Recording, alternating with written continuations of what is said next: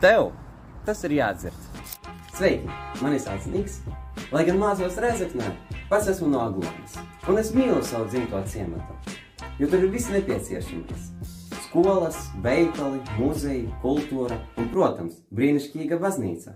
Tomēr Aglonai, tāpat kā daudziem citiem ciematiem un laukiem visā Latvijā, ir nopietna problēma. Mēs izmirstam.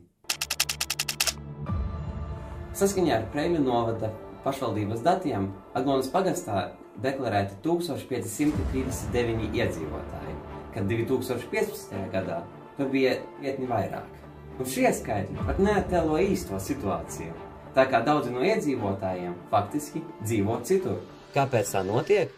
Jaunieši dodas studēt un strādāt lielākās pilsētās, daudz izvēlas sezonālu darbu ārzemēs, dzimstība ir zema un, protams, dabiska mirstība.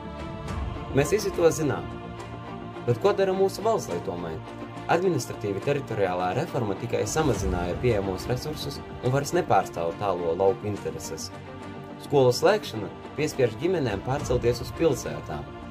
Maksas receptes apgrūtina dzīvi tiem, kuri cenšas izdzīvot laukos. Valstī notiek strauja urbanizācija, bet man ir risinājums. 2024. gada septembrī es biju ekskursijā Grūzijā, un mūsu gids pastāstīja, kā viņa valsts rīkojas, kad kādā reģionā trūkst iedzīvotāju. Viņa pieeja ir šāda. Kad reģionā sāk sarukt iedzīvotāju skaits, valsts piešķirtam izmirstošā reģiona statusu. Tas nozīmē, ka jaunpienācējiem no citiem reģioniem tiek sektas apkuras, elektrības, ūdens un mājokļa izmaksas, lai stabilizētu situāciju. Un Grūzijā pat tiek darīts viss iespējamais, lai saglabātu skolas. Piemēram, vienā skolā 14 skolotāji var mācīt tikai vienu skolēnu, lai skolu neslēgtu.